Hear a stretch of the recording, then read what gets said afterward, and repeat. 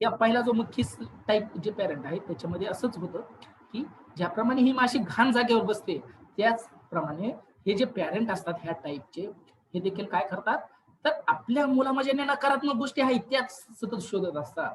म्हणजे मुलाचा हँडरायटिंगच खराब आहे, आपला मुलगा अभ्यासातच कमजोर आहे किंवा एनिथिंग कोणतीही गोष्ट असू द्या. पहा आपण आणि सरासरी पॅरेंटमध्ये असं असतं, की आपण मुलांच्या चुका जास्त शोधत असतो आणि मग हे त्या मक्खी सारखं आहे, की मुलाच्या सतत चुका शोधणं म्हणजे काय आहे, तर त्या मक्खी सारखं आहे. कारण काय, जर ती मक्खी काय करते, तर घाण जागेवर बसते आणि त्या घाण जागेवर बसल्यामुळं तिला सुद्धा ती घाण चिटकते आणि ती दुसरीकडे जाऊन बसली तर ती घाण दुसरीकडे येत असते. आणि मित्रांनो, तुम्हाला आश्चर्य वाटेल, की हेच आपल्या मुलांच्या बाबतीतही होतं. आपण जर सतत मुलांचे दोषच जर काढत राहिलो, तर काय होतं, त्या एका दोषाची लागण दुसरीकडे सुद्धा होते, दुसऱ्या गुणात सुद्धा होते आणि हळू काय होतं, तर हे मुलं सुधारण्याऐवजी उलट बिघडायला लागतात. खूप जर स्ट्रेस देत राहिलो आपण त्यांच्या चुकीवरच, तू असाच आहे, तुझं अक्षरच खराब आहे, तुला समजतच नाही का? आणि हे सतत जर त्यांना टार्गेट करत राहिलं, तर मुलांचा तो एक तर त्यांच्यामध्ये तो आत्मविश्वास बिल्डअप होत नाही आणि जी गोष्ट आहे त्यांना घेऊन जाण्याची ही एकदम चुकीची गोष्ट आहे. त्यांना जर आपल्याला त्यांच्यात बदल करायचे असेल आणि आपण जर त्यांच्या चुकावर फोकस केला, तर त्या चुका उलट मोठ्या होतात. कारण की फोकस तुमचा चुकावर जात आहे. त्याऐवजी आपला फोकस कशावर पाहिजे? तर आपला त्या पॉझिटिव्हवर पाहिजे. ते नंतरच्या व्हिडिओत ते आणखी स्पष्टपणे सांगितलेलं आहे. सुरुवातीला मी या टाइपवरच फक्त बोलतो. दुसरा टाइप जो सांगितला आपण तो मच्छर टाइप. मच्छर टाइप म्हणजे काय? तर ज्याप्रमाणे पहा ही मक्खी असते, घाणीवर बसते आणि ती घाण इतरत्र पसरते. ते गुण तर या मच्छर टाईपमध्ये असतात आणि दुसरा एक अधिकचा गुण असतो तो म्हणजे काय असतो? चावणे. ज्याप्रमाणे हे मच्छर आपल्याला सतत चावून आपलं रक्त शोषण्याचं काम करत असतात. अशाच प्रकारचे हे जे पॅरेंट आहेत दुसऱ्या टाईप मधले त्यांच्यामध्ये एक अधिकचा गुण असतो. तो म्हणजे काय? तर आपल्या मुलांना काय सतत रागावणे, सतत आरडणे, ओरडणे, त्यांना पनिशमेंट काहीतरी करणे.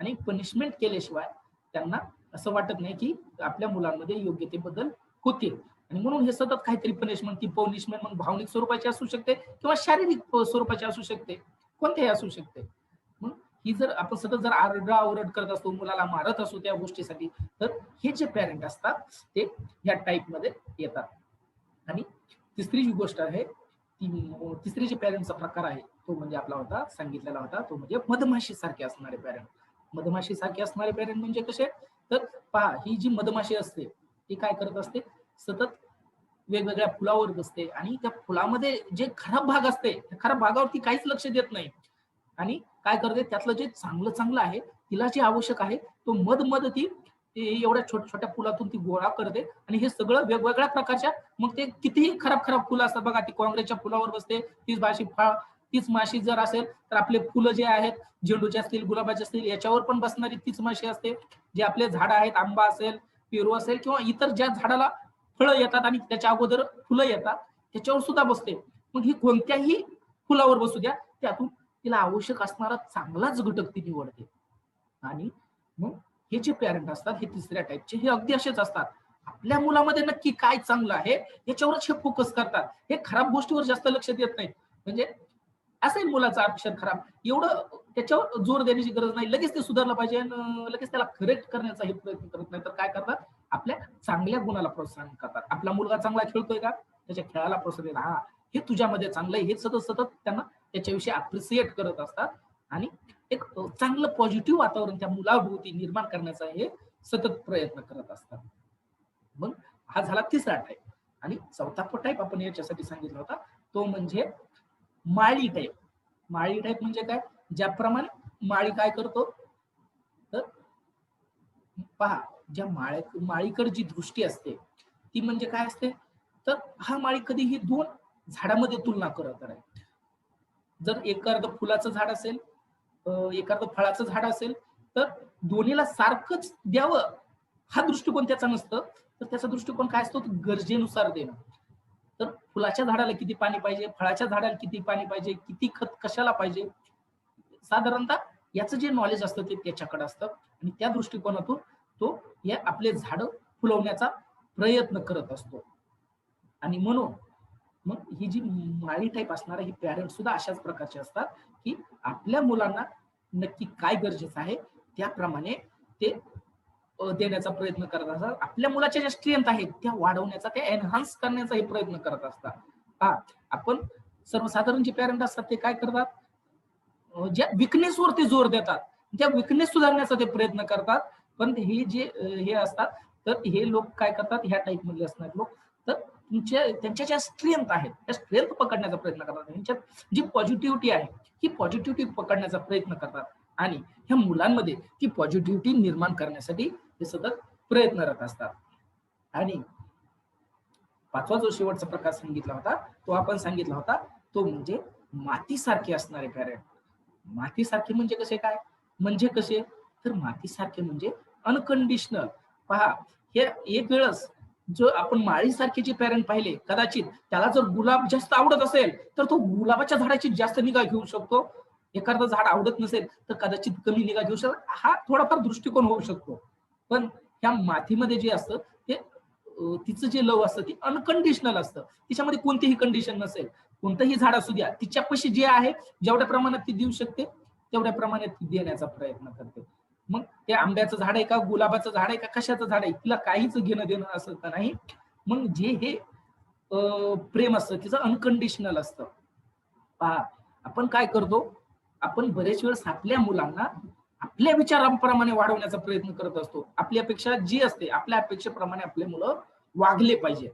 आणि जर आपल्या मुलांनी, आपल्याला अपेक्षा असते आपल्या मुलांनी 90% मिळवले पाहिजे, 95% मिळाले पाहिजे, पण त्याच मुलांनी जर 35% मिळवले, 40% मिळवले तर काय होईल, काय होऊ शकतं, काय आपली प्रतिक्रिया असेल, थोडक्यात सांगायचं ते मॅडम, काय प्रतिक्रिया असेल जर आपली अपेक्षा आहे 90 ते 95% आपल्या मुलांनी मिळवावे आणि तो जर 35, 40, 45% ते घेत असेल, एकदम आपल्या अपेक्षेच्या विरुद्ध घेत असेल, तर आपली काय प्रतिक्रिया असू शकते त्या संदर्भात, किंवा सर्वसाधारण पालकाची, आपली म्हणण्यापेक्षा एक सर्वसाधारण पालकाची काय प्रतिक्रिया असू शकते. राऊत सर, मॅडम, कुणीही बोलू शकता, दोघंही. ऐकतायत ना मला, तर माझा आवाज पोहोचत नाही. हा, हो सर, ऐकतोय. काय विचार आहे हा आपला की काय असू शकेल भाषा वेळेस. हा साहजिक प्रतिक्रिया तर म्हणजे थोडीशी हेच राहील, की बाबा अभ्यास न केल्यामुळे रागवण्याचंच प्रतिक्रिया राहील. हा, पण त्याला प्रोत्साहन दिलं पाहिजे, की बाबा तो कुठे कमीच पडला, की कशामुळे अभ्यास नाही झाला, हे शोधून काढलं पाहिजे खरं तर. अगदी बरोबर आहे. तर सरांनी जे सांगितलं खूप छान सांगितलं, की काय होतंय, तर आपण नक्की त्याच्यावर रागावणार, आरडणार, ओरडणार, हं. परंतु हे जे माती टाईप जे पॅरेंट असतात, हे यांच्यावर काहीच परिणाम होत नाही. कमी मार्क घेतल्याचा काही फरक पडत नाही, काही होत नाही. कारण की तुम्हाला आयुष्यामध्ये यशस्वी होण्याला एक गुण पुरेसा आहे, त्याची स्ट्रेंथ ओळखायची. आणि ते त्याचे जरी मार्क कमी पडले असेल तरी जे माती जे असते, तर ज्याप्रमाणे ती काहीच फरक करत, तिच्याकडचं देण्याला काहीच कमी करत नाही, तसंच ह्या व्यक्तीमध्ये त्यांच्या प्रेमामध्ये काहीच फरक पडत नाही. पहा, आपलं काय होतं, लगेच आपलं प्रेम कमी व्हायला लागतं. आपला मुलगा जर आपल्या अपेक्षेच्या विरुद्ध वागायला लागला, आपल्या अपेक्षेप्रमाणे त्याने मार्क नाही मिळाले, अपेक्षेप्रमाणे त्याने वर्तन नाही केलं, कशात तो चुकत असेल, तर आपलं ते आपल्याला आपल्या मुलांचा सुद्धा असा राग यायला लागतो, आपलं प्रेम कमी व्हायला लागतं. आपलं म्हणा, सर्वसाधारण पालकाचं म्हणा, आपणही सर्वसाधारणच आहे. मग ह्या गोष्टी ज्या आहेत, ह्या गोष्टी काय करतात, हळूहळू आपल्याला आपल्या मुलांपासून दूर नेण्याचा, त्यांच्या माइंड पासून आपलं त्यांच्या माइंडमध्ये जे आपलं प्रेमाचं बॅलन्स आहे ते पुढच्या व्हिडिओ मध्ये तुम्हाला सांगितलं आहे, तर हे कमी करण्याचा हे प्रयत्न करतात. आपल्यातलं आणि त्यांच्यातलं अंतर हळूहळू वाढत जातं. आणि हे एकदा अंतर वाढलं तर मग त्याचे कसे वाईट परिणाम होतात हे पुढे तुम्हाला सांगितलेलं आहेच.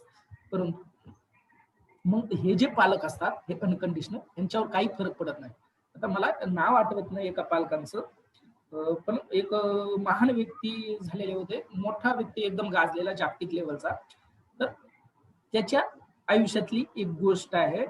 तर काय झालं होतं त्याच्या आयुष्यामध्ये, तर त्याच्या आयुष्यामध्ये असं झालं होतं की त्याची एक महत्वाची परीक्षा होती. आणि त्याच्या वडिलांनी काय निश्चित केलं होतं, की त्याने अगोदर सांगितलं होतं, ज्या वेळेस माझ्या मुलाचा निकाल लागेल, तर माझ्या मुलाचा निकाल लागेल त्यावेळेस मी काय करेन, तर सगळ्यांना पार्टी देईल. श्रीमंत व्यक्ती होते, पैसा होता, सगळं होतं. त्यांनी काय केलं होतं, ज्या दिवशी माझ्या मुलाचा निकाल असेल त्यावेळेस मी पार्टी देईल. मग त्यांना अपेक्षा होती आपला मुलगा चांगला मार्क मिळवेल, आणि ऍक्च्युली असं झालं, निकाल लागला आणि निकालामध्ये तो मुलगा जो आहे तो एकदम फेल झाला, म्हणजे अपेक्षित. परंतु जरी फेल झाला तरी त्याचे जे पालक होते ते त्याच्यावर रागवले नाही, आरडले नाही, ओरडले नाही आणि काहीच नाही. तर त्यांनी काय केलं, ती पार्टी तरीही अरेंज केली. सगळ्या आपल्या नातेवाईकाला उत्साहाने बोलवलं, तेवढ्यात आपल्या मुलांनाही उत्साहाने बोलवलं, त्याला धीर दिला आणि तिथं सांगितलं की मी हे सांगितलं होतं की माझ्या मुलाचा ज्या दिवशी निकाल असेल त्या दिवशी मी पार्टी देणार. आज मी ते एन्जॉय करतोय माझ्या मुलाचा निकाल. ठीक आहे, त्याला मार्क कमी पडले असतील, तो फेल झाला असेल, आज हा मॅटरच नाही. त्यांनी किती मिळवलं हा माझ्याविषयी काही महत्वाचं नाही, कारण की विषय काय आहे, तर आजचा दिवस तो आहे त्याच्या निकालाचा एन्जॉय करायचा आहे.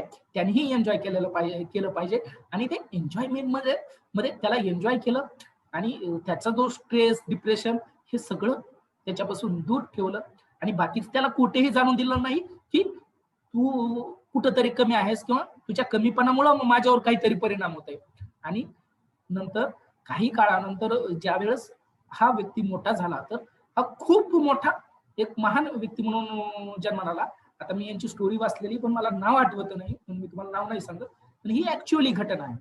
आणि हे असंच असतं, आपण काय करतो बरेच वेळेस, तर आपलं लगेच प्रतिक्रिया बदलतात, आपलं प्रेम कमी व्हायला लागतं आणि हे जर एकदा प्रेम कमी झालं तर त्याचा आपल्याला मोठ्या प्रमाणात तोटा या ठिकाणी होऊ शकतो. म्हणून ह्या गोष्टी ज्या आहेत, तर आपण अनकंडिशनल प्रेम आपल्या मुलांवर केलं पाहिजे. मुलांनी चूक करू द्या, कितीही मोठी चूक असू द्या, परंतु त्या चुकीवर आपण अनकंडिशनलच प्रेम केलं पाहिजे. आपल्या मुलावरचं आपलं प्रेम आपण ढळू दिलंच नाही पाहिजे. ते कसं आहे, ते कसं वर्क करतं, ही जी सायकोलॉजी आहे, ही जी प्रेमाची सायकोलॉजी, अनकंडिशनल लव्हची जी सायकोलॉजी आहे, तुम्ही जर पुढचे व्हिडिओ व्यवस्थितरित्या जर पाहिले, त्याच्या नोट्स काढले, तर तुम्हाला हळूहळू ह्या गोष्टी आपोआप क्लिअर व्हायला लागतील की हे कसं वर्क करतंय आणि किती वर्क करतंय. तर पहा, आपला जो दृष्टिकोन असतो या ठिकाणी, तर आपल्या मुलाने काय केलं पाहिजे, आपल्या गोष्टी ऐकल्याच पाहिजेत, हा आपला दोष असतो. म्हणजे काय, आपल्याला ज्या अपेक्षित असतात, आपल्याला ज्या आवडणाऱ्या गोष्टी असतात, ह्या गोष्टी आपल्या मुलांनी आपल्या ऐकल्या पाहिजेत किंवा त्याचप्रमाणे वागलं पाहिजे, ही एक आपली सर्वसाधारण पालकांची एक अपेक्षा असते. आणि जे स्पेशल पॅरेंट असतात, जे विशेष असतात, ह्या विशेष लोकांचं काय असतं, आपल्या मुलांना समजावण्यावर किंवा त्याला समजून घेण्यावर यांचा भर असतो. त्याने आपल्या मताप्रमाणेच वागलं पाहिजे असं नाही, पण त्याला समजवण्याचा प्रयत्न करतात की चांगली पद्धती काय असू शकते, मग कशा प्रकारे आपण गेलं पाहिजे, पुढे गेलं पाहिजे, याविषयी थोडक्यात ते विवेचन करत असतात. आणि मग म्हणूनच ह्या ज्या गोष्टी आहेत, पहा, जर आपण विचार केला तर आज अनेक लोक आहेत, जवळपास पहा 90 ते 95% आपल्याला लोक जे निगेटिव्ह गोष्टी आपल्या मुलामध्ये शोधताना सापडतात. पहा, आता मी हा वेबिनार घेतो, आज जवळपास माझे 6 ते 7 वेबिनार झाले, पण 6 ते 7 वेबिनार मध्ये पण मी कित्येक लोकांना बऱ्याच गोष्टीत नॉलेज फ्रीमध्ये दिलं थोडक्यात. परंतु लोकांनी काय ते घेतलं असेल नसेल हा त्यांचा विषय आहे, परंतु जो आपण ह्या कोर्स विषयी त्यांना सांगितलं, त्या कोर्स विषयी सुद्धा बऱ्याच लोकांनी निगेटिव्ह विचार केला की हा पैसे कमावण्यासाठी करत आहे, ह्याचा उद्देश काय, पैसे कमावण्याचा आहे. ज्यावेळेस आपण त्याची प्राइस सांगितली, तर कदाचित तुमच्याही मनात सुरुवातीला आलेला असू शकेल किंवा नसेलही, मला त्याच्याविषयी बोलायचं नाही कोणाच्या मनात आलं, परंतु तो एक विचार करण्याची पद्धत आपल्याला सांगतो. आपण सुरुवातीला काय विचार केला की कदाचित बऱ्याच लोकांना खात्री होती की हे खूप काहीतरी सर चांगलं सांगताय, चांगलं आहे यांच्याकडे, हे नॉलेज चांगलं आहे. आणि पहा, मी विचारतो असतो, एक प्रश्न विचारत असतो की किती जणांना वाटलं की हे आपण शिकलं पाहिजे, याच्यासाठी आपण काहीतरी दिलं पाहिजे. तर अनेक लोक सांगतात हो हो हे आपण शिकलं पाहिजे, पण त्याच्यासाठी आपण काही सांगितलं की लगेच आपण नकारात्मक विचार कसा होतो, नाही नाही ह्या व्यक्तीचा काहीतरी फायदा आहे. म्हणजे त्याने काय शोधलं, त्यातून काय घेतलं, निगेटिव्ह गोष्ट काय घेतली की हे ह्यांच्या फायद्यासाठी आपल्याला काहीतरी द्यायला लागले, ह्यांची वस्तू विकायला लागले, मग ह्या व्यक्तीचा आपल्याला फायदा नाही झाला पाहिजे. आणि त्याच्या अगोदर त्यांचा विचार असतो की नाही ह्या व्यक्ती पशी काहीतरी नॉलेज आहे, आपल्याला काहीतरी मिळू शकतंय. परंतु आपल्या मुलासाठी एकदम महत्वाची गोष्ट मिळवत असताना सुद्धा त्या गोष्टीला काही थोड्या रुपयासाठी आपण कमी महत्व देतो आणि त्या गोष्टी खरेदी करत नाही, मग त्याच्यापासून दूर राहतो. ही झाली एक निगेटिव्ह वृत्ती. आणि ही जी निगेटिव्ह वृत्ती असते ही साधारणतः 95% लोकांमध्ये असते. तुम्हाला समाजात पहा, आपलेही गुण शोधण्यापेक्षा लोक काय करतात, तर आपले दोष शोधायला लागतात. आपल्यामध्ये काय दोष आहे, याच्यामध्ये खराबी काय आहे, आणि आपणही बरेच वेळेस असं करत असतो की चांगला एखादा व्यक्ती असू द्या, एखाद्या व्यक्तीचं नाव होऊ द्या, तर त्यावेळेस आपण काय लगेच काय सांगायला लागतो की याच्यामध्ये हा सुद्धा दोष आहे. म्हणजे या चांगल्या गुणाचा आपण हे करण्यापेक्षा, स्तुती करण्यापेक्षा आपण बरेच वेळेस काय करत असतो, ही निगेटिव्हिटी शोधत असतो. आणि हीच निगेटिव्हिटी, हीच जी सवय असते ती आपल्याला आपल्या मुलांच्या वेळेस सुद्धा हे करते. कारण की आपले पूर्णतः एक माइंडच तसं बनलेलं असतं, तसं विचार करण्याचं. मग जर 95% लोक जर हे माइंड यांचं निगेटिव्ह असेल आणि आपल्या मुलांच्या वेळेसही ते ह्याच माइंडने विचार करणार असतील की आपण जसं विचार करतो त्याचप्रमाणे आपले मुलं वागले पाहिजेत, तर कदाचित हे किती सक्सेस असतील हे आपल्याला माहित नाही. ह्यांचे विचार किती योग्य असतील हे नक्की नाही. परंतु कदाचित त्याच विचारावर, त्यांच्याच विचारावर त्यांना असं वाटतं की आमच्याच विचाराप्रमाणे आमचे मुलं चालले पाहिजे. परंतु जे स्पेशल पॅरेंट असतात, तर स्पेशल पॅरेंट काय करतात, आपल्या मुलांना जास्तीत जास्त आकार देण्याचा प्रयत्न करतात, त्यांना कंगोरे पाडण्याचा प्रयत्न करतात, स्वतः त्यांना निर्णय घेण्यासाठी सक्षम करण्याचे प्रयत्न करतात. आणि म्हणून त्यांचे जे मुलं बनतात त्यावेळेस ते एक हिऱ्यासारखे त्यांना ते कंगोरे पडतात आणि त्यावेळेस ते चमकायला लागतात. आणि जर आपल्याला मुलं आपले जर चमकायचे असतील तर आपणही आपल्या ज्या वृत्ती आहेत त्या मुलावर आपल्या थोपवता कामा नये, तर आपणही काय केलं पाहिजे, या मुलांकडून आपल्या यांना कंगोरे पाडण्याचं काम केलं पाहिजे आणि स्वतः ह्या गोष्टी शिकण्यासाठी त्यांना प्रोत्साहित केलं पाहिजे. निर्णय घेण्याचं त्यांना स्वातंत्र्य दिलं पाहिजे. हळूहळू ती सवय लावली पाहिजे. छोट्या छोट्या गोष्टीतून आपण लहानपणीपासून ह्या सवयी त्यांना लावू शकतो.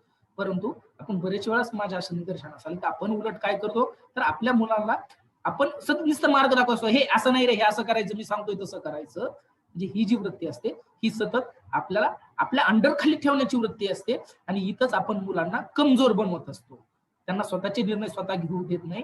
सरांना काही घ्यायचं असेल तर आपल्याला विचारल्याशिवाय त्यांनी घेतलं नाही पाहिजे किंवा खरेदी केलं नाही पाहिजे. हे जी वृत्ती असते ही वृत्तीच नंतर आपल्या मुलांना नकारात्मक ठरते. त्याच्यानंतर चाइल्ड सायकोलॉजीचा आपण पार्ट 2 पाहिला होता. मॅडम आठवतंय का, आपण जे मुलांचं बिहेवियर होतं, हे बिहेवियर कसं बनतं या संदर्भात मी सांगितलेलं आहे.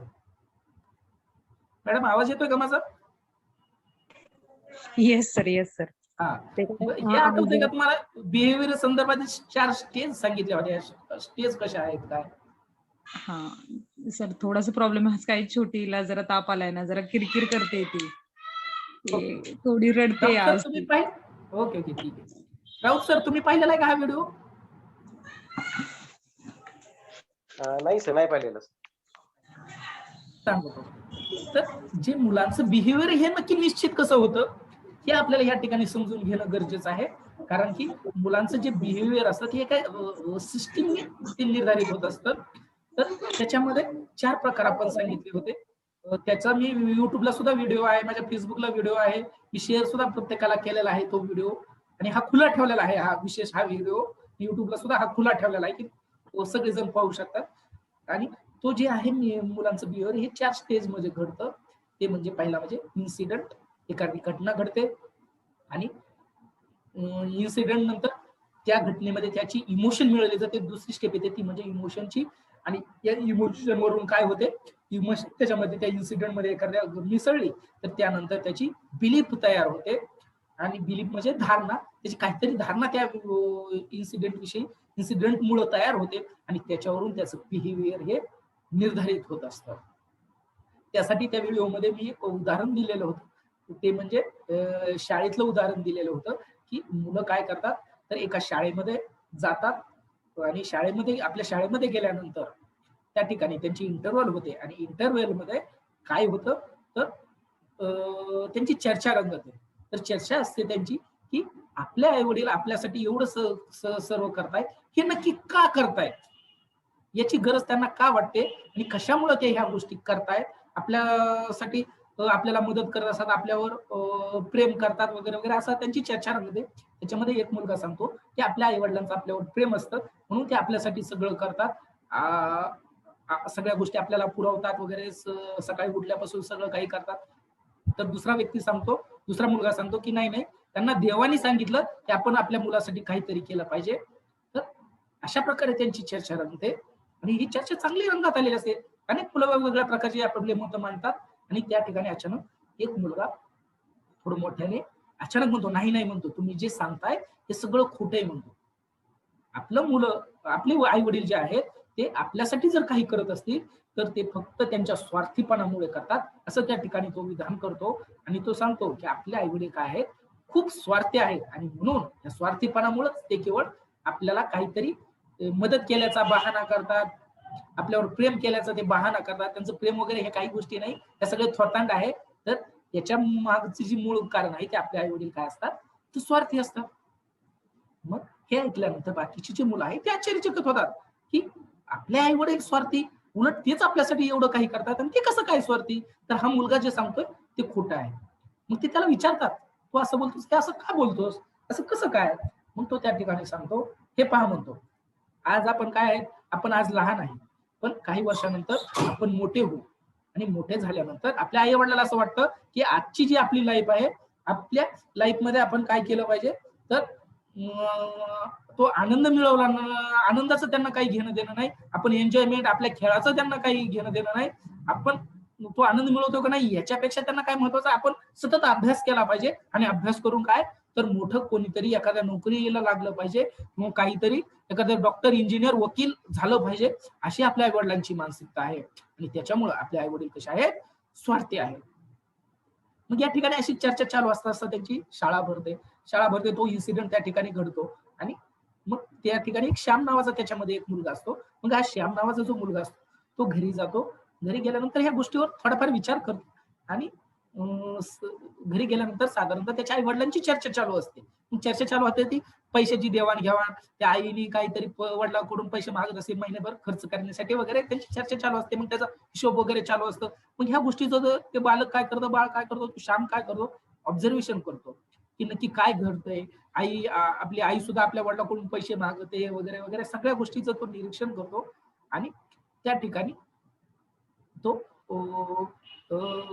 नंतर प्रसंग असा घडतो की तो आपल्या रूम मध्ये जातो आणि शांतपणे बसलेला असतो. मग हा शांतपणे बसलेला असल्यानंतर त्याचे जे वडील त्याची जी आई असते ती त्या ठिकाणी येते आणि त्याला म्हणते, बाळा तू असं का बसलायस इतकं शांतपणे, तू अभ्यास करत नाहीस, काही नाहीस, आणि अभ्यास करून तुला डॉक्टर बनायचं नाही का. मग त्या ठिकाणी ती विचारते की तुला डॉक्टर नाही का बनायचं.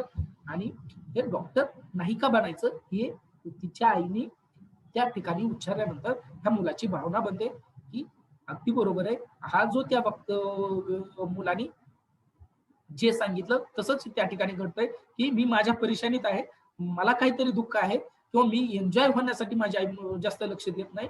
तर माझ्या आईची भावना काय आहे की मी डॉक्टर हो, आणि कशासाठी, तर म्हातारपणी यांना मग पैसे मिळतील.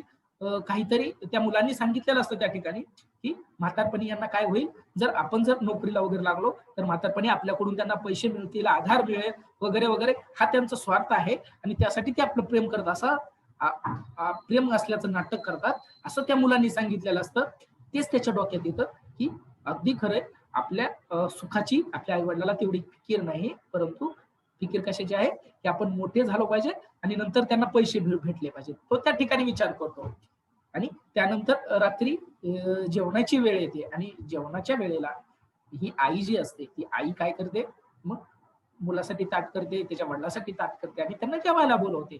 आणि मग हा हे बाळ जे येतं श्याम नावाचं, तर त्या ठिकाणी ते जेवण करतं. आणि जेवण केल्यानंतर त्यानं काय करतं, जेवण त्याचं होत आल्यानंतर हळूच त्याच्या खिशामध्ये त्यांनी चिठ्ठी लिहून ठेवलेली असते, ही चिठ्ठी काढतो आणि त्या ताटाखाली सरकवतो. मग ही आई येते, ते उठून जातात, आई येते, ताट उचलायला जाते, तिला काही चिठ्ठी दिसते, ती चिठ्ठी घेते आणि चिठ्ठी वाचते. तर ही चिठ्ठी वाचल्यानंतर ती आश्चर्यचकित होते, कारण की त्या चिठ्ठीमध्ये अशा गोष्टी लिहिल्या असतात, ती पाहून त्या आईला सुद्धा आश्चर्य वाटते की हे नक्की असं का. तर त्या चिठ्ठीत असं काय असतं, तर त्या चिठ्ठीत त्या काय केलेलं असतं, त्या श्यामने, तिच्या मुलांनी, तिच्या बाळांनी तर एक बिल बनवलेलं असतं आणि बिल लिहिलेलं असतं की त्यानं त्याच्या आई वडिलांसाठी काय काय काम केलेलं आहे किंवा त्यांना कुठे कुठे मदत केलेली आहे, सर्व याचं विवरण दिलेलं असतं. आणि त्याच्या पुढे त्याची प्राइस टाकलेली असते आणि त्यांची टोटल मारलेली असते आणि खाली टिप लिहिलेली असते. त्यांना लिहिलेलं असतं की आई बाबा, मी तुमच्यासाठी तुम्हाला अनेक गोष्टीमध्ये मदत करतो, हे करतो, परंतु तुम्ही माझ्यासाठी ज्या गोष्टी काही करत आहात हे एका स्वार्थी भावनेतून करत आहात आणि त्याच्यामुळं तुम्हाला अशी अपेक्षा आहे की नंतर मी तुम्हाला पैसे द्यावे आणि म्हणून तुम्ही हे सर्व काही करत आहात. म्हणून तुम्ही ज्याप्रमाणे त्या भावनेतून करत आहात. मीही असं ठरवलं आहे की इथून पुढे मीही तुमच्यासाठी जे काही करल त्याचे जे पैसे आहेत ते मी तुम्हाला चार्ज करल, आणि म्हणूनच हे जे बिल आहे ते मी त्यात दिलेलं आहे.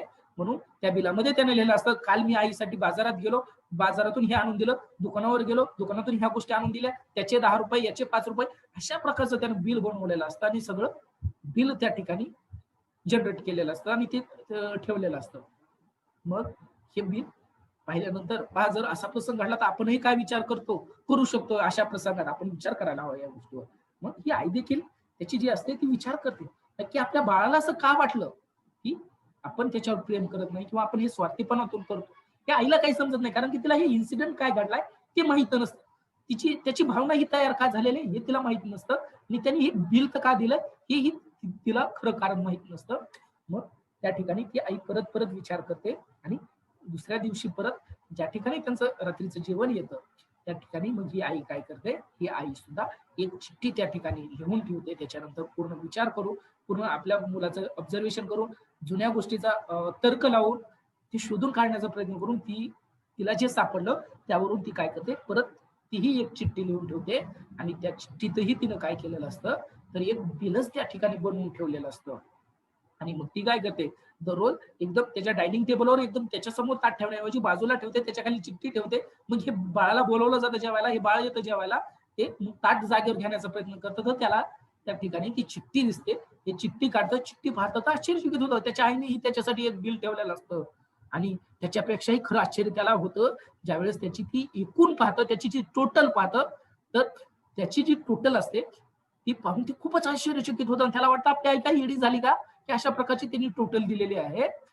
मग कारण की त्यात त्याची जी टोटल लिहिलेली असते, तर तिच्या आईने टोटल मध्ये त्याचं 0 लिहिलेलं असतं. कारण की सगळ्या याची गोष्ट जी असते ती 0 लिहिलेली असतं. मग हे बाळ काय करतं, वरती पाहतो, वरती किती किमती लिहिलेल्या आहेत, त्याची टोटल 0 आलेली असतं, वरच्या किमती किती, तर तिथं त्याला दिसतं की सगळ्या जे लिहिलेलं आहेत, ज्या ज्या त्याची आई त्याच्यासाठी करते त्याच्याविषयी जर तिने जे विवरण दिलेलं असतं, ते सकाळी 5 वाजल्या उठल्यापासून ती जे काही करते किंवा इतरही तिने आजपर्यंत जे केलेलं काही त्या बाळासाठी असतं त्याचं विवरण ती थोडक्यात लिहिली, आणि प्रत्येक गोष्टीची समोर जी किंमत आहे ती 0 लिहिते, आणि त्याची बेरीज सुद्धा काय करते, तर 0 लिहिते.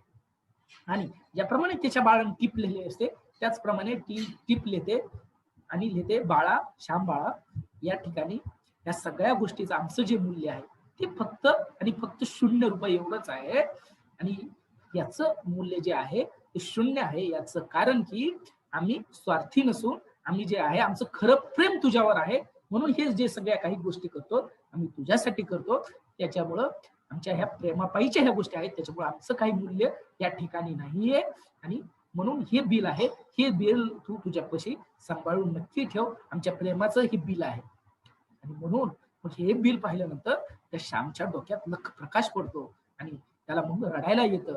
तो आपल्या आईला जातो, बिलकतो, मिठी मारतो आणि मग आईला शब्द देतो की आई, माझी चूक माझ्या लक्षात आली, इथून पुढं मी या ठिकाणी अशा प्रकारची चूक करणार नाही.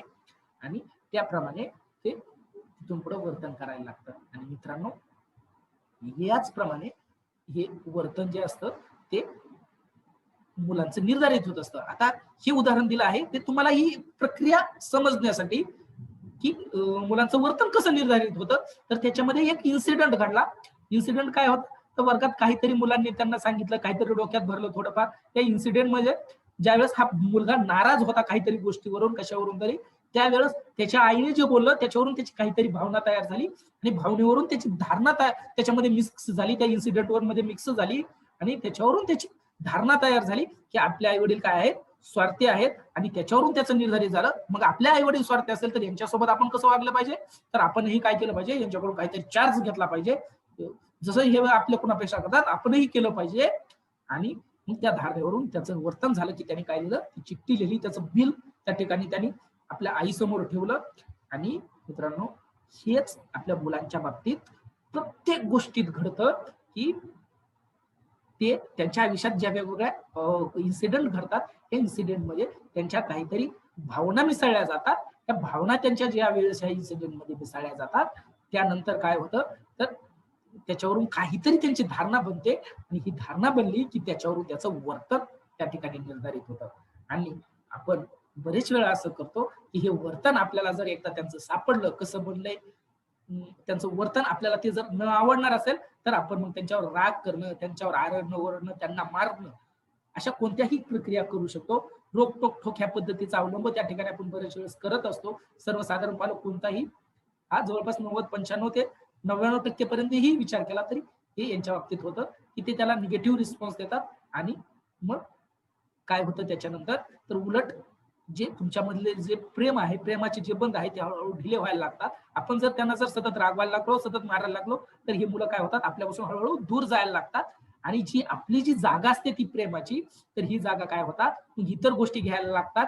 मग ते एखादा टीव्हीचा कार्यक्रम असेल, एखादा गेम असेल किंवा त्याचे मित्र असतील, मित्र, मैत्रिणी, गर्लफ्रेंड, बॉयफ्रेंड असेल किंवा इतर कोणतीही एखादी चुकीची व्यक्ती त्यांच्या आयुष्यात येऊ शकते, जी तिला ती प्रेमाची फिलिंग देऊ शकते, की तिच्यासाठी ती महत्वाची आहे, असं त्या बालकाला त्यावेळेस वाटल. तर अशा प्रकारचं हे वर्तन ह्या बालकाकडून होऊ शकतं. हे कधी होतं जास्तीत जास्त, ज्यावेळेस आपलं जे प्रेमाचं बॅलन्स आहे हे कमी, ज्यावेळेस आपल्या मुलांच्या माइंड मधून, त्यांच्या हृदयातून आपलं हे बॅलन्स जसं जसं कमी होईल, तसं तसं हळूहळू ह्या गोष्टी, आपलं जी जागा आहे त्यांच्या आयुष्यातली, त्यांच्या हृदयातली, तर ही जागा ह्या दुसऱ्या गोष्टी घेऊ लागतात. मग ह्या दुसऱ्या गोष्टी घेऊ लागले की हळूहळू आपले मुलं ते एक तर त्याला ऍडिक्ट होतात ह्या वेगवेगळ्या गोष्टीला, किंवा मग दुसऱ्या कोणाच्या तरी अशा सानिध्यात जातात आणि त्यातून कदाचित ते नंतर मोठमोठ्या चुका करण्याची शक्यता असते. आणि म्हणून ह्या ज्या गोष्टी आहेत, ही यांची जी वर्तनाची स्टेप आहे, हे बिहेवियर कसं घडतं हे आपण अगोदर लक्षात घेतलं पाहिजे. मग हे बिहेवियर घडलं तर आपण त्याच्या वर्तनावर तेवढं लक्ष द्यायचं नाही, हे वर्तन घडलं घडू द्या, कारण ते नॉर्म कॉमन आहे. की वर्तनाच्या पद्धतीमध्ये काहीतरी इन्सिडेंट आहे, त्या इन्सिडेंटमध्ये काहीतरी त्याची भावना आहे, भावनेनंतर तिसरी गोष्ट जी आहे, काहीतरी त्याची धारणा त्याच्यामध्ये तयार झाली आणि ह्या धारणेमुळे त्याचं वर्तन आहे. म्हणून आपण काय केलं पाहिजे, त्याच्या वर्तनावर अजिबात लक्ष द्यायचं नाही, तर आपण लक्ष कशावर दिलं पाहिजे, तर त्याच्या त्या जी धारणा तयार झालेली आहे त्याची जी या धारणेवर आपण लक्ष दिलं पाहिजे. आणि ही जर धारणा शोधून घेतली, त्याच्या मागच्या कारणाचा शोध घेतला आणि हळूहळू त्याच्या आईनं ज्याप्रमाणे ती बिल तयार करून ती धारणा त्याचा बदलण्याचा प्रयत्न केला, तर ही धारणा जर आपण बदलण्याचा प्रयत्न केला आणि त्याचं चुकीच्या वर्तनातही जर आपण अनकंडिशनल लव त्याच प्रमाणात आपल्या मुलांवर ठेवलं, तर आपलं आणि त्यांचं जे हृदयातलं त्यांचं जे बॅलन्स असतं हे राहतं. त्यांची आणि आपली जी फ्रिक्वेन्सी असते ती एकत्र राहते. ही जर फ्रिक्वेन्सी जर आपली सेट झाली, व्यवस्थित झाली, तर मुलं हे सहजासहजी गोष्टी ऍक्सेप्ट करायला लागतात. अन्यथा तुम्ही जर सतत त्यांना मारत गेले, त्यांच्यावर रागवत गेले, तर ह्या गोष्टी वर्क करत नाही. ह्या गोष्टींनी जर वर्क केला नाही, तर काय होतंय, मग हळूहळू तुमची जागा इतर गोष्टी घेऊ शकतात आणि जे अडचणी आहेत ह्या अडचणी हळूहळू आणखी आपल्या मुलांच्या आयुष्यात निर्माण होऊ शकतात. आणि कदाचित ही एक स्टेज अशी येते की आपले मुलं आपलं काहीच ऐकत नाहीत किंवा आपलं त्यांना महत्व वाटत नाही किंवा आपण सांगितलेल्या गोष्टी महत्वाच्या वाटत नाहीत किंवा ते अनेक गोष्टीला ऍडिक्ट होतात आणि अनेक प्रकारचे अडचणी या ठिकाणी येत राहतात. त्याच्यामुळं आपण आपल्या मुलांना वेळही देणं गरजेचं आहे. ह्या गोष्टीही महत्वाच्या आहेत की नक्की या चाइल्ड सायकोलॉजी कशी घडते, त्याच्यावर आपण फोकस करणं गरजेचं आहे. ह्या गोष्टी सतत सतत लक्षात घेऊन ते आपल्यामध्ये अंगीकारणं गरजेचं आहे. आणि मित्रांनो, याचा एक नियम आहे, जी एखादी गोष्ट आपण सतत 20-21 दिवस करतो साधारणतः, तर जर सतत सतत जर एखादी गोष्ट 21 दिवस केली तर ती आपल्या जीवनाचा अविभाज्य भाग बनते. म्हणजे तुम्ही जर सतत सतत जर 20-21 दिवस ह्या गोष्टी जर स्वतः अंगीकारत गेला, तर नंतर नंतर हे तुमचं बिहेवियरच बनणार आहे की ही जी सायकोलॉजी आहे ही तुमच्यामध्ये उतरणार आहे. आणि ही जर एकदा जर परत परत तुमच्या सरावानी म्हणा, ह्या गोष्टींनी म्हणा, ह्या गोष्टी ह्या प्रेमाच्या वगैरे जर आपल्या मनामध्ये उतरल्या, आपल्या आतमध्ये उतरल्या, तर तुम्ही सुद्धा एक अफलातून व्यक्ती बनू शकतो. आपण देखील अफलातून व्यक्ती बनू शकतो. आणि केवळ मुलांच्याच बाबतीत नाही, तर इतर कोणाचीही सायकोलॉजी आपल्याला परफेक्ट लक्षात येऊ शकते. आणि हे जे वर्तन आहे, ही वर्तनाची जी सायकोलॉजी आहे ती फक्त मुलांचीच नाही, तर ही कोणत्याही व्यक्तीची आहे. मग ती सासू सुनेची असेल, दीर भावजाईची असेल किंवा पती पत्नीची असेल, कोणतंही नातं असू दे ह्या जगातलं, हे ह्याच सायकोलॉजीनुसार बहरत असतं, घडत असतं, बिघडत असतं. आणि म्हणून हे वर्तन आपल्याला जर नियंत्रित करायचं असेल, तर हिची सायकोलॉजी समजून घेणं गरजेचं आहे.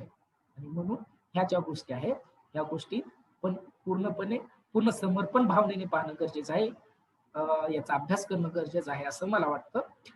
आणि या ठिकाणी याचा जर अभ्यास केला, त्या गोष्टी आपल्यात अंगीकारल्या, तर नक्कीच आपल्यात बदल घडू शकतो. आणि आजच्या सेशनमध्ये एवढ्या गोष्टी मी तुम्हाला सांगतो. यानंतर मला अपेक्षा आहे तुमच्याकडून, की तुम्हाला याच्यामधून काय वाटतं, काय नाही, याच्या संदर्भात थोडक्यात एक जणांनी तुम्ही दोघांनी पण सांगायच्या गोष्टी. राऊत सर. हा सर. हा, तर ही जी आता सायकोलॉजी तुम्हाला कदाचित तुम्ही त्यावेळेस व्हिडिओ पाहिले नसतील, परंतु काही गोष्टी मी सांगितल्या साधारणतः. याचा अंतर्भाव बऱ्यापैकी त्याच्यामध्ये पण आहे, परंतु एक कसं आहे नाही का, आपल्याला दुर्लक्ष होतं बरेच वेळेस त्या गोष्टीकडे, कारण की आपण प्रवाहात येत नाही, आणि म्हणून परत प्रवाहात आपण जाणं गरजेचं आहे. त्याच्यामुळे मी स्पेशल सेशन जे आहे ते फर्स्ट मॉड्यूलवर परत एकदा घेण्याचा निश्चय केला. म्हटलं आज परत एकदा याची जाणीव करून देऊ की याच्यामध्ये काय आहे, काय नाही, ह्या गोष्टी किती गरजेच्या आहेत. तर हे ऐकल्यानंतर तुम्हाला काय वाटतंय नक्की, की किती इफेक्टिव्ह होऊ शकते वगैरे मुलांसाठी आपल्या या गोष्टी? नाही सर, खूपच छान आहे. म्हणजे नो डाऊट तुमचा अभ्यास पण खूपच डीप मध्ये आहे याच्यामध्ये. म्हणजे इतकं आम्ही या बाबतीत असं कधी विचारच केला नव्हता की अशी मानसिकता मुलांकडे जर लहानपणीच जर आपण त्या दृष्टीने बघत गेलो तर मग पुढे आपल्याला अवघड जाणार नाही. हा, आणि तुम्ही जे सांगितलं की बाबा कुठली गोष्ट जर 21 दिवस आपण कंटिन्यू करत गेलो तर ते तुम्ही एक जीवनाचा भाग होते तयार. तसं एक मी अशी गोष्ट केली होती की 8 दिवस मी कंटिन्यू असे पहिल्यांदा आंघोळ झाली की एक देवाचं गाणं किंवा प्रार्थना मी घरात लावायचो. आता रिसेंटली गोष्ट ही 8 दिवस झाली, तर ती मुलगी मला 9व्या दिवशी मी लावली नव्हती ती गोष्ट, तरी मुलगी म्हणली पप्पा आज काय आपण ते हे लावलं नाही, प्रार्थना का लावली नाही आज. तर मग ती ऑटोमॅटिक त्या मुलीला अडॉप्ट झाली. मग ते हे तुम्ही एकदम छान सुटेबल असं उदाहरण दिलंय की ते माझ्या प्रत्यक्ष आयुष्यात घडलेलं आहे. हे एक खूप छान उदाहरण दिलं सर. Okay, thank you sir. एवढंच बोलायचं येस. मॅडम याच्याविषयी काय प्रतिक्रिया द्या? हा, माझं पण एक म्हणजे आता गणेशने सांगितलं त्याप्रमाणेच माझी मुलगी आता काही दिवसांसाठी गावी गेली होती ताईकडे, आणि माझ्या भाऊजींना फार अध्यात्माचा आवड आहे. त्याच्यामुळे ते 21 दिवस जवळजवळ त्यांच्या जवळ राहिली ना, तर मग ते भाऊजी जे काही म्हणायचे पूजेच्या दरम्यान, जी स्तोत्र म्हणायचे किंवा जी प्रार्थना करायचे, ते ऐकून ऐकून तिचे तोंडपाठ झाली. नाही इथं आल्यावर पण तिने ते कंटिन्यू केलं. म्हणजे जे तिथं ते तेवढं शिकले ना, ते सगळं इथं आल्यावर रोज म्हणते. देवाला नमस्कार करणार, उदबत्ती लावणार वगैरे वगैरे सगळं सगळं. म्हणजे ते ऐकून ऐकून तिच्यामध्ये इतका फरक पडला ना, आणि सगळं म्हणून दाखवते, बोलून दाखवते. आणि आता एक जे उदाहरण तुम्ही दिलं की आई मुलगा ते बिलच्या संदर्भात, तर तुम्हालाही माहित असेल आपल्याला दुसरीच्या मराठीच्या पाठ्यक्रमात हा धडा आहे दिनूचे बिल म्हणून. इयत्ता दुसरीच्या मराठीच्या ह्याच्यामध्ये दिनूचे बिल म्हणून आपल्याला धडा आहे हा. दिनूचे बिल. हा, दिनूचे बिल सेम. हा, आणि हा पाठ शिकवताना मुलं ह्याच्याशी खूप रिलेट करतात आणि इमोशनल पण फार होतात. ज्यावेळेस त्यांना हे समजतं की आईनं त्याला 0 रुपयाचं बिल दिलं, किंवा शेवटी मग आईने त्याला कसं प्रेमानं कुरवाळलं, त्याला हे केलं, आणि मुलं पटकन रिलेट होतात ह्या गोष्टीला. आणि म्हणजे मुलांची मानसिकता फार लगेच चेंज होते ह्या गोष्टींवरनं लगेच. हे मला पण अनुभव आला ह्या गोष्टींचा. ही जी प्रोसेस आहे, याच्या मागची प्रोसेस आहे ही आपण लक्षात घेतली पाहिजे. म्हणजे हो, बरोबर. उदाहरण बरोबर. त्यासाठी कसं घडतं वर्तन, आणि हे कोणतेही वर्तन असू द्या मॅडम मुलांचं, ते ह्याच हो. 4 स्टेप मध्ये घडतं. म्हणून आपल्याला जर जात. हे एकदा डिकोड झालं, ही जी कोडिंग आहे ह्यांच्या वर्तनाची, ही जर एकदा डिकोड झाली, आपल्याला लक्षात यायला लागलं, तर आपण वर्तनावर त्यांची जोर देणार नाही. आपण काय करतो, बरोबर. वर्तनावर देतो, आपण लगेच रागवतो, लगेच आपल्या प्रतिक्रिया ज्या बरोबर. असतात त्या लगेच प्रतिक्षिप्त असतात, आणि हळूहळू उलट काय करतो, आपण त्याच्या विरोधी वर्तन करतो, आणि ह्या मुलांना आपल्यापासून दूर लोटतो. या. त्याचे उलटे इफेक्ट होतात. हा, आणि तुम्ही सांगितल्याप्रमाणे दोष दाखवू नका, गुणांविषयी बोला. हा, ते पण फार महत्वाचं आहे.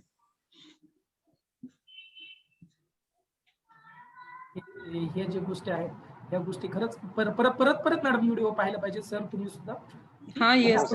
हा, हे जर जेवढं पाहतो आपण परत परत याचा जर केला, विचार केला, जोपर्यंत आपल्या माइंड मध्ये परत परत ह्याचे विचार येणार नाहीत, परत परत ह्या गोष्टी हे बरोबर. होणार नाहीत, त्याशिवाय त्या इफेक्ट देणार नाही. तुम्ही तुमचे जे जोडीदार वगैरे असतील, आपल्या घरातल्या लोकांना ऐकायला लावा, लोकांना. हो. सरांनी त्यांच्या मॅडमला वगैरे, मॅडमनी त्यांच्या कुटुंबियांना ह्या गोष्टी ऐकायला लावल्या सतत सतत, तर काय होईल, हे सगळ्यामध्ये जर आपल्या फॅमिलीमध्ये हळूहळू हे काही थोड्या थोड्या बी गोष्टी आल्या, तर हळूहळू एक त्यांच्या भोवतीचं जे एन्व्हायरमेंट आहे हे एन्व्हायरमेंट बद्दल. आणि हे मुलांच्याच बाबतीत नाही, तर मला एवढी खात्री आहे ही सायकोलॉजी एवढी जरी शिकलो तरी आपल्यामध्येही एवढे बदल होतील, बदल की होतील नक्कीच. आपल्यालाही एक नजर येईल समाजाकडे पाहण्याची, एक याच्याकडे पाहण्याची. आणि बरोबर. वैयक्तिक माझ्याविषयी सांगतो मॅडम, ज्यावेळेस मी या गोष्टीचा सतत अभ्यास केला, सतत त्याच्यावर चिंतन मनन केलं, तर मला माझ्यामध्ये खूप बदल जाणवले. म्हणून मी येस तुम्हाला सर. त्या याच्यावर सांगतो की नक्की प्रत्येक व्यक्तीत हे बदल करणार आहे. आणि ही जी ताकद आहे, कदाचित वैयक्तिक माझं मत आहे, तुम्ही त्याच्यावर सहमत असावंच असं नाही, तर तुम्ही कितीही पैसे दिलं तरी ही ताकद तुम्हाला भेटेल का नाही याची मला तरी खात्री नाही. पण तुम्हाला ह्या फॅमिलीमध्ये ती ताकद देण्यासाठी मी माझं जीवापाड प्रयत्न करेन. आणि जर तुम्ही खरंच 100% त्याच्यावर विश्वास ठेवला या गोष्टीवर, तर नक्कीच ह्या आपल्या फॅमिलीवर आलेले जे लोक आहेत, जे ह्या गोष्टी फॉलो करतील, हे करतील सगळ्या गोष्टी, तर नक्कीच ह्या सगळ्यांमध्ये ते इफेक्ट होईल. आणि एक आपली अफलातून अशी फॅमिली बनवण्याचं जे माझं स्वप्न आहे, हे आपण त्या दिशेने वाटचाल करू लागू. आणि मला खात्री आहे की जी आपली फॅमिली बनेल त्या फॅमिली, आणि त्याच्यासाठीच मी कितीही कमीचं जरी तिकीट ठेवलं, 999 रुपयाचं जरी याच्यासाठी तिकीट ठेवलं, तरी मी सांगितलं दुसरी गोष्ट म्हणजे काय, की तुम्ही हे जे सेशन असतात हे लाईफ टाईम करू शकता. जोपर्यंत आपलं हे चालू राहील कोर्सेस वगैरे, जोपर्यंत मी असेल तोपर्यंत ह्या फॅमिलीमध्ये आलेला व्यक्ती, कारण की कमवणं ही गोष्ट सगळ्यात महत्वाची नाही, तर हे आपल्याला काय करायचंय, कारण की सगळ्यात मोठी मानवी वर्तनात बदल करणं हे सगळ्यात मोठं आव्हान आहे आज कोणासमोर येईल. तो सायकोलॉजिस्ट असेल, तो मानसशास्त्रज्ञ असेल, तो कोणीही असेल, प्रत्यक्ष हे इफेक्ट देणं. पहा, सिद्धांत मांडणं वेगळी गोष्ट आहे, सांगणं वेगळी गोष्ट आहे, कसं घडतं हे सांगणं, परंतु हे इफेक्ट डायरेक्ट व्यक्तीमध्ये घडवणं हे खूप कठीण गोष्टी आहेत. कारण की आपण शिक्षक जे आहेत, मॅडम शिक्षक आहेत, सरांविषयी मला आणखी काही नाही, मी त्यांचा परिचयही करून घेतला नाही, आपण त्यांचाही परिचय घेणारच आहोत. नाही आपण घेऊयात, तो मला विषय पण होणारच आहे. बोलायचंय. मलाही बोलायचंय, म्हटलं घेऊयात ना सरांचा परिचय घेऊ. सगळं आपलं ते होईल आता याच्यानंतर. पण एक कॉमनली सांगतो की आपल्याला या गोष्टी लक्षात येतात की बदल करणं किती कठीण असतात. आणि जर पण आपण जर योग्य मार्गाने गेलो, आपलं इंटेन्शन जर चांगलं असेल, तर हे बदल होऊ शकतात. हो हो हो. हे मला तरी वाटतं. हा सर, हा गणेश सर आणि मी आहेत ना कॉलेज फ्रेंड्स आहोत सर. अरे वा. हा. हा, 11वी ते 3rd इयर पर्यंत आम्ही एकत्रच होतो कॉलेजला इथे, त्यामुळे आमच्या दोघांचा चांगला परिचय आहे. मग तो आपल्या स्कूलमध्ये जॉईन झाला, मला खूप आनंद झाला. चला म्हटलं मलाही छान वाटलं. तुम्ही लिंक हो वगैरे सर. शेअर केली होती का सरांना? हा, हो मी हो माझ्या ग्रुपवर सर, टाकली होती. मॅडम. मी काल बोललो होतं ना, माझ्या सगळ्या फ्रेंड्सच्या ग्रुपवर वगैरे सगळीकडे म्हणजे त्यावेळेस शेअर केली होती मी. तुम्ही स्वतः द्या ना तुमचा परिचय पूर्ण काय. हा गणेश. हा सर, माझं पूर्ण नाव गणेश पांडुरंग राऊत. माझं शिक्षण M.Com झालेलं आहे. आणि सध्या आता मला थोडंसं आवड B.Com झाल्यानंतर मला शेअर्स मार्केटची लागली होती.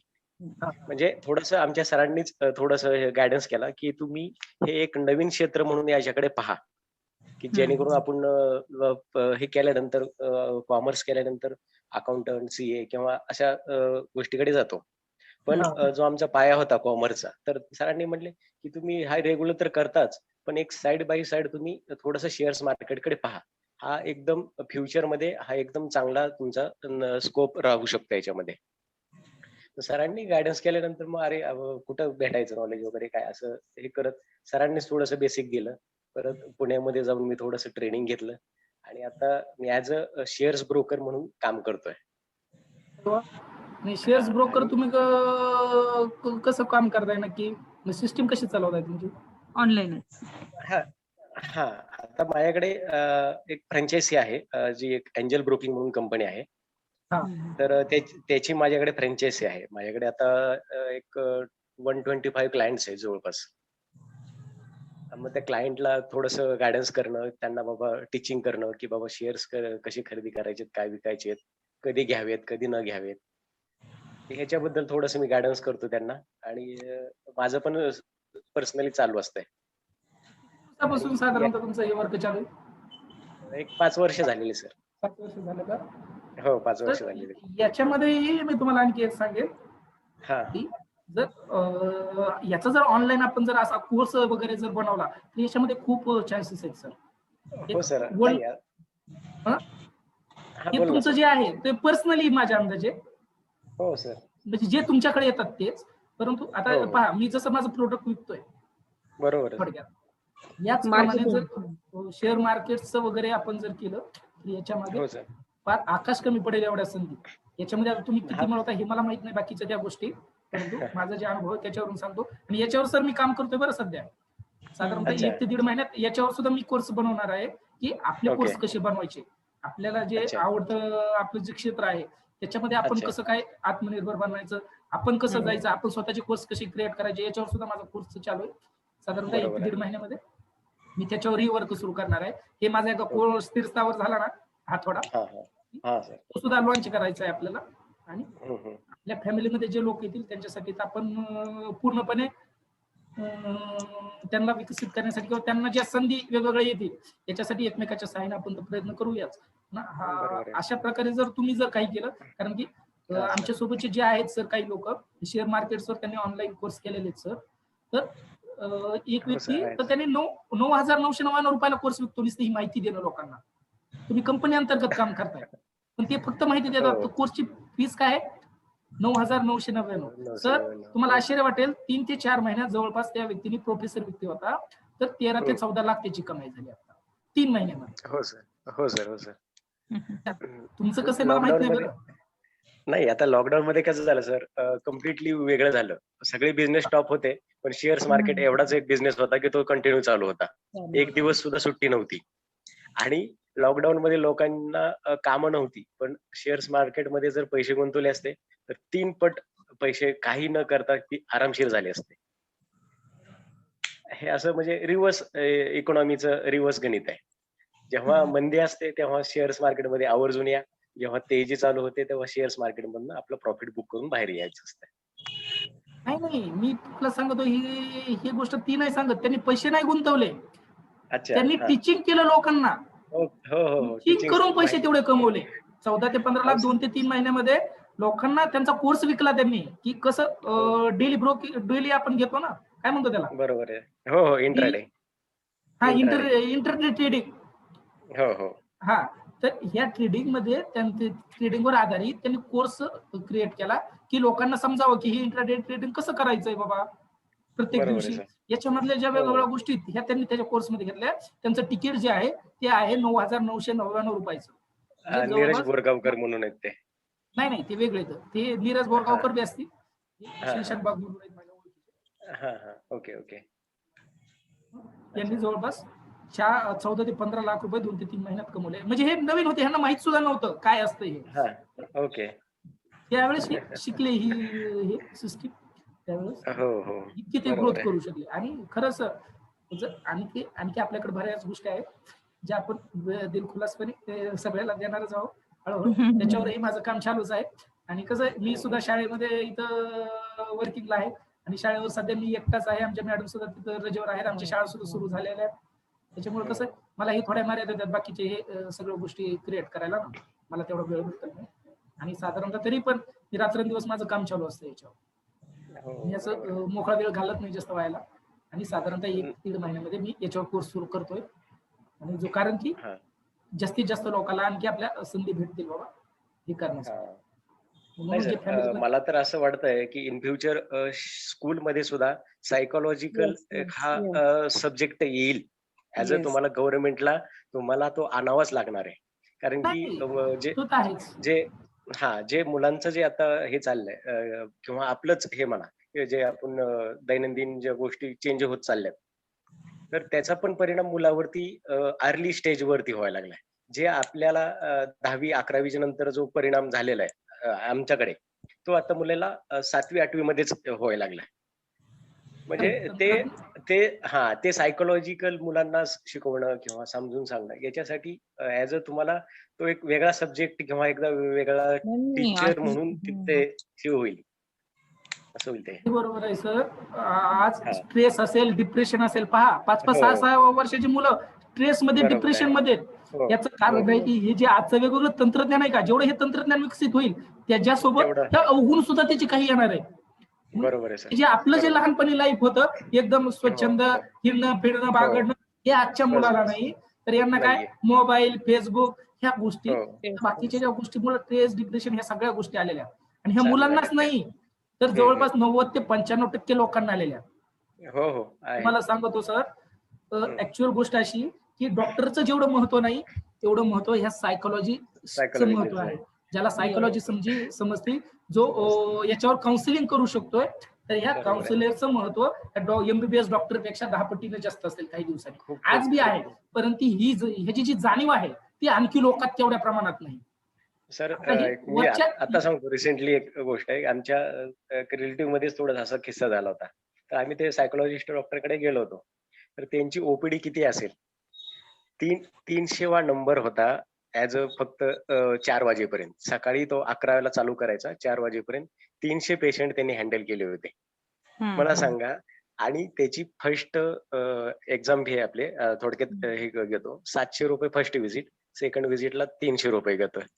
मग 400 पेशंटला जर 300ने जरी आपण सेकंडच व्हिजिट म्हणूया सगळ्यांची, जर 300 ने गुणलं तर किती त्याचं हे झालं, ओपीडीच किती झाली. तर मेडिकल त्यांनी वेगळंच विकलेलं आहे. बापरे. खूप गोष्टी आहेत आणि ही खूप काळाची गरज आहे. मी याच्यावर हो. सुद्धा काउन्सिलिंग वर सुद्धा माझं एम ए काउन्सिलिंग मध्येच करतोय मी, झालंय माझं.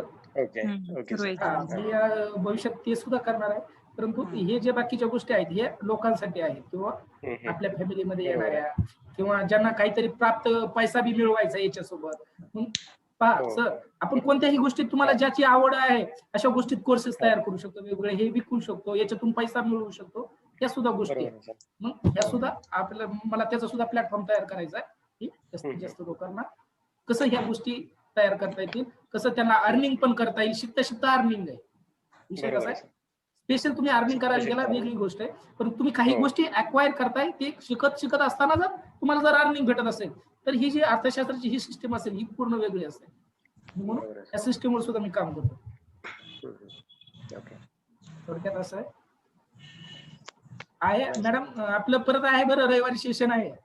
हो हो हो. हा सर, ओके. तुम्ही सुद्धा हा सर. पहा, जास्तीत जास्त लोकांपर्यंत पोहोचवा, आपली फॅमिली जास्तीत जास्त बिल्डअप नक्की करण्यासाठी. सर. नक्की सर. नक्की सर. कारण की सगळ्यात महत्वाची गोष्ट तुम्हाला एक सांगेल की इथून कोणालाही खराब काही भेटणार नाही.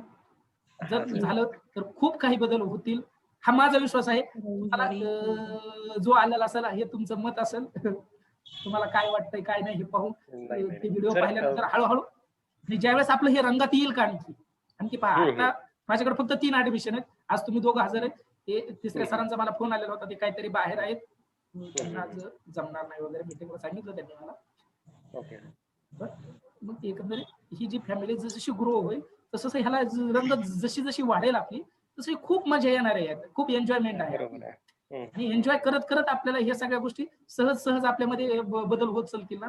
मलाही तुमच्याकडून ह्या लोक जे वेगवेगळे प्रकारचे येतील त्यांच्याकडून बऱ्याच प्रकारचं शिक्षण शिकायला भेटेल, तुम्हाला भेटेल. आणि आपल्या आदान प्रदानातून ही फॅमिली अशी एक आपल्याला बनवायची, हेल्थी फॅमिली बनवायची. ती डिप्रेशन वाली फॅमिली नाही बनवायची. आपल्याला कशी बरोबर आहे. हेल्थी हॅपीएस्ट फॅमिली बनवायची. हो सर. म्हणून त्या ठिकाणी मी मागच्या मीटिंगला सुद्धा सांगितलं, आपण एकमेकाला बोलताना हॅपी लाईफ वगैरे असे शब्द सुद्धा वापरूयात वगैरे, नाही का. बरोबर. जसं आपण नमस्कार वगैरे म्हणतो, हॅपी लाईफ मॅडम वगैरे, असं जर केलं की येस कसं येस. आहे, ते एक आपल्याला पॉझिटिव्हिटी भेटते त्याच्यातून. हो ना सर. हा दृष्टिकोन आहे. मग हळूहळू जसं आपली ही रंगत येईल तशी आपली ही फॅमिली ग्रो होणार आहे. आणि आपण जे सजेशन जरी देत असलो लोकांना तर चुकीचं देत नाही. हे कसं आहे, बरोबर आणि आहे. चांगल्या गोष्टी लोकांना शेअर केल्याच पाहिजे सर. जर काही गोष्टी आपल्याला जर चांगल्या वाटत असतील शेअर केल्या पाहिजे. आणि जसा निसर्गाचा नियम आहे की आपण जर लोकांना चांगलं देण्याचा प्रयत्न केला, लोकांकडून आपल्याला भेटतं नक्कीच. आणि निसर्ग तुम्हाला कुठे ना कुठे परत देत असतो, कोणत्या ना कोणत्या मार्गाने निसर्गाचं चक्र पूर्ण होतच. नक्कीच सर. हो.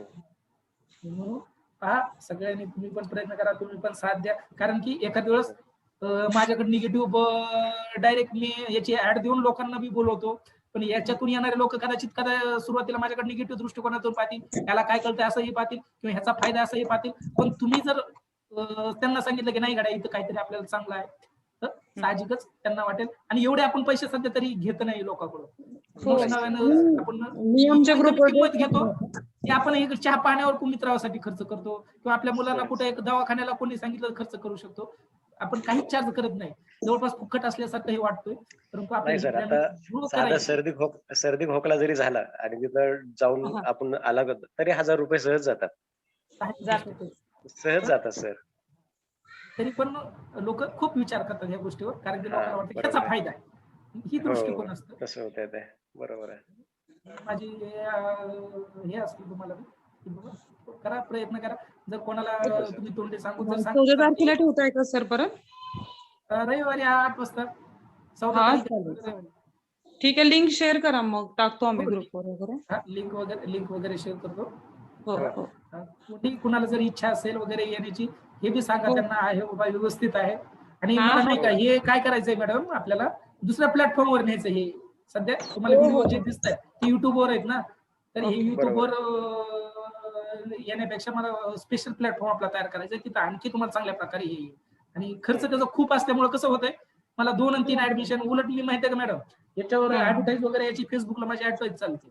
हो हो हो हो. आता अरे तुम्हाला बापरे. सांगतोय एवढं वरच नाही माझं, माझी फेसबुकला ऍडव्हर्टाईज चालते. तर ह्या ऍडव्हर्टाईजवर मी 3-3, 4-4 हजार एका सेशनला खर्च करतोय जवळपास. बरोबर. म्हणजे माझा तो वेगळाच खर्च आहे. आणि लोकांकडून हम्म. 1-1 हजार रुपयेच घेतोय मी फक्त. त्याच्यामुळे माझं ते तोंड सुद्धा जुळत नाही. बाकी वेगळा खर्च, नाही, नाही. बाकी ह्या गोष्टी. त्याच्यामुळे हे जर आणि तो जर मला प्लॅटफॉर्म चालू करायचं, मला जवळपास मला 4 ते 5 हजार रुपये पर मंथ तिथं खर्च येणार आहे. बरोबर. एकदा थोडं जर ही फॅमिली ग्रो झाली तर मला काही वाटणार नाही खर्च व्हायला करायला. बरोबर आहे सर. एवढाच आहे उद्देश. त्याच्यामुळे जास्तीत जास्त चांगलं तुम्हाला मी हे भेटावं बा. लवकरात लवकर फॅमिली ग्रो व्हावा, जास्तीत जास्त आपल्याला फायदा व्हावा, हो सर, त्या दृष्टिकोनातून नक्कीच. तुम्हाला सांगतो.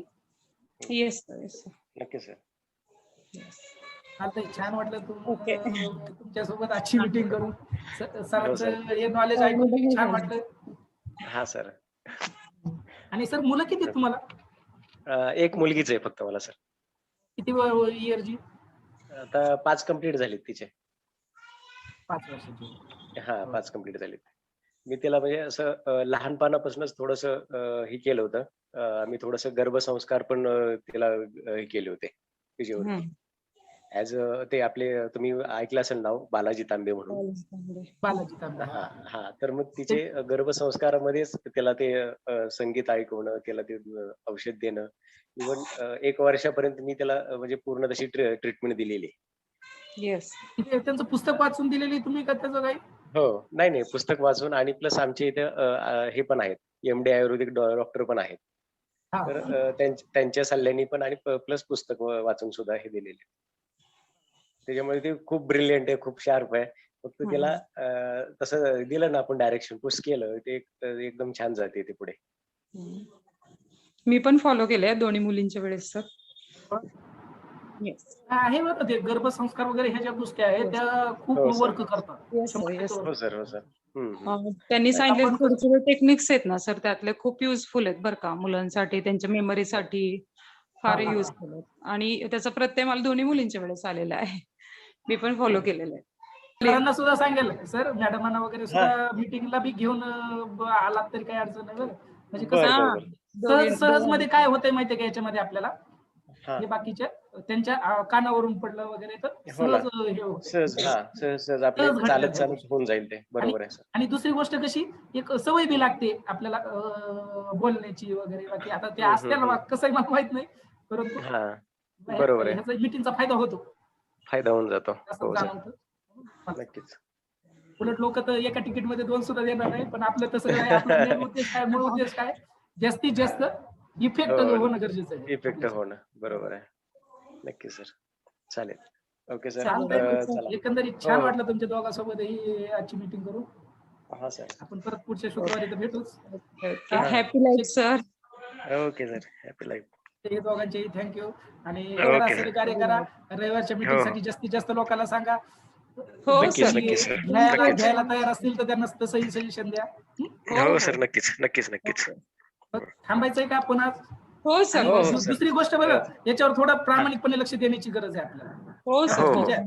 तेच तेच. तो थोडस पाहतोय हे का, पण झालं, ते आमचं पाहणे लेट झालं हे थोडस करणं. ते. हा. नाही, सुरुवातीला होतं सर, ते कोणाकडूनही होतं. हे काही एवढं घेण्यासारखं नाही. आणि म्हणून मी हा स्पेशल मग परत जवळपास ह्या गोष्टी तुम्हाला परत तिथं ऐकायला भेटणार आहेत, बऱ्याच गोष्टी यातल्या. आता हा हा, मी ती रिपीट का केलं, कारण की कदाचित आपल्याला ती तुमची ती फ्रिक्वेन्सी बनल का नाही ते समजून घेण्याची हा, त्यावेळेस माहित नसतं. कदाचित हे लाईव्ह मीटिंग मध्ये फ्रिक्वेन्सी जास्त बनतात आपल्या, बरोबर. लक्षपूर्वक आपण ऐकतो या वगैरे. हे सुद्धा होतं, कारण की तिथे व्हिडिओ येतं. तिथं मग आपल्याला कसं बाकीच्या गोष्टी बाहेरच्या ज्या असतात त्याचा हे होऊ शकतो परिणाम. तोच घरातलं प्रॉब्लेम वातावरण, कोणी होतो. बोलतंय, बोलता बोलता आपण ऐकतो, आपल्या येस. डोक्यात वेगळेच विचार. आणि लाईव्ह मीटिंग मध्ये कसं होतं, ते जास्तीत जास्त विचार इफेक्टिव्ह एकाग्र होतो. होतात. व्हिडिओज पाहण्यापेक्षा इंटरॅक्शन आपलं लाईव्ह मीटिंग मध्येच होतं जास्त करून इफेक्टिव्ह होतंय पण वाटतं. मॅडम व्हिडिओचा एवढा फायदा आहे बरं का. मग आता हो ना. मी सुद्धा करतो ना हे सिलेबस. तुम्ही पहा हा. आता लाईव्ह जर ऐकलं तर तुम्ही हे हम्म. लईत लई 2-4 दिवस सुद्धा माझं लक्षात राहणार नाही तुमच्या काहीच. हो बरोबर 4 आहे ना. दिवसात सगळं ब्लँक होऊन जाईल. पण ही व्हिडिओची जी सिस्टीम आहे तुम्हाला कधीही आठवलं आपण हे ऐकलं हा, होतं तुम्हाला जाणीव झाली की तुम्ही परत व्हिडिओ लावू शकता. हा इथं होतं त्याच्यातलं हो पाहिलं. हो आणि सर. दुसरी गोष्ट त्या आणखी त्यासाठी सांगितलं नोट्स काढा का, कारण की त्या नोट्स काढल्या तर नुसत्या नोट्स जरी वाचल्या तर तुम्ही 1 मिनिटाच्या आत पूर्ण व्हिडिओ काय हे पाहू शकतो. 10-15 मिनिटाचा व्हिडिओ पाहायचा मग त्याच्यामध्ये कुठं होतं आणि हे जर तुम्ही सर 5-50 व्हिडिओ पाहिला आणि त्याच्यानंतर तो व्हिडिओ शोधायला गेला तर व्हिडिओ सुद्धा सापडत नाही आपल्याला नाही सापडणार. हो नंतर. नाही सापडत. त्याच्यामुळे आतापासून जर आपण सिस्टीम लावली ना आपली बरोबर परफेक्ट तर हे भविष्यात आपल्याला फायदा होईल. बॅटरी पूर्ण डाऊन होत आली, कधी डिस्कनेक्ट होईल. सॉरी बरं का. आपलं झालेलंच आहे आजचं. ओके हा. Okay sir. ओके चालेल. सर. Okay thank you. चालेल. हो हो सर. Thank you sir. सगळ्यांनी ओके. जेवण वगैरे करा आणि ओके नक्की ओके. सर. सगळ्यांना दोघांना पण तुम्हाला शुभरात्री. हो सर. ओके. शुभरात्री सर. Thank you sir. ओके.